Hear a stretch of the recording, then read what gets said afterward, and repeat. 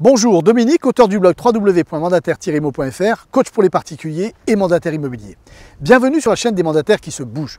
Aujourd'hui, je vais tenter de répondre à une question posée par Marie-Josée suite à un article sur comment faire la découverte de ses prospects acquéreurs. Pour cela, je me trouve au pied du Mont Gods, plus exactement sur le sentier qui part en randonnée au Mont Gods. Mont Gods qui est situé au-dessus du golfe d'Ajaccio et également au-dessus de l'autre côté, comme vous allez voir tout à l'heure, au-dessus du golfe de Live. Vous êtes prêts? C'est parti!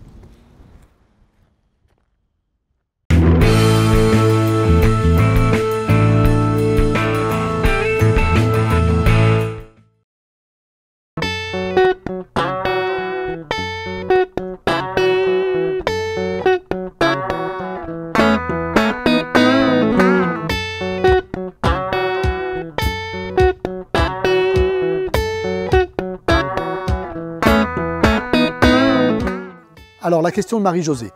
Lorsqu'un acquéreur m'interroge par mail sans me donner son numéro de téléphone, je lui envoie la fiche descriptive du bien par email en répondant à ses questions. Puis je lui demande à votre tour de bien vouloir prendre 2 minutes de votre temps pour me parler de votre projet, du délai pour le réaliser, de vos critères de sélection, de votre secteur privilégié, etc. Certains ne répondent pas, d'autres partiellement, et il y a ceux qui sont intéressés et qui donnent des détails et enfin leur numéro de téléphone. Est-ce que mon questionnement n'est pas trop direct? Eh bien non, Marie-Josée. Pour moi, vous n'êtes absolument pas trop direct sur le fond.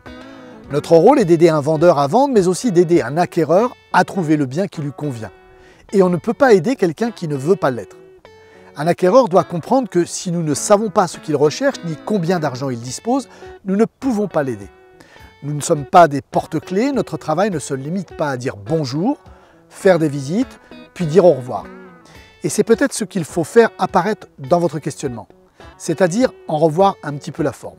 Effectivement, pour moi, ne pas connaître mes acquéreurs, c'est manquer de respect envers mes vendeurs, mais également envers moi. Lorsque je prends un mandat, j'avertis toujours mes propriétaires qu'ils ne s'attendent pas à 36 visites, dont ils auront très vite assez. Le but est de vendre leurs biens, donc de cibler les acquéreurs, tout d'abord en fonction de leur budget et de leur capacité d'emprunt, mais pas que.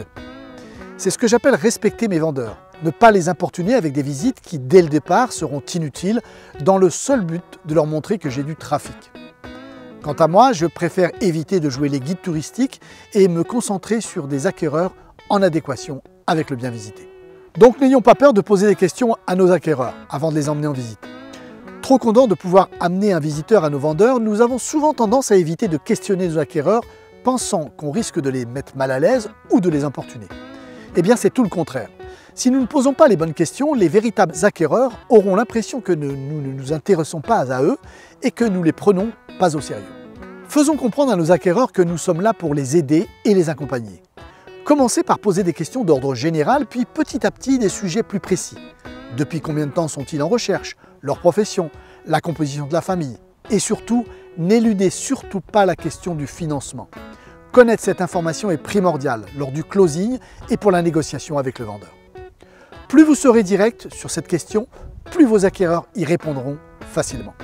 Petite astuce, dès que vous rentrez au bureau, prenez soin de noter toutes les informations que vous aurez obtenues sur une fiche acquéreur ou encore mieux sur votre CRM. Ces informations pourront vous être utiles plus tard, les clients adorent qu'on se rappelle d'eux, même lorsqu'ils ressurgissent de nulle part 2 années plus tard. Voilà, c'est terminé pour aujourd'hui. N'hésitez pas à commenter cette vidéo, partager vos expériences et dire comment vous procédez avec vos acquéreurs. Comme d'habitude également, si vous avez aimé cette vidéo, cliquez sur j'aime et partagez-la. Je vous dis à la semaine prochaine pour une nouvelle vidéo. En attendant, bonne vente à tous.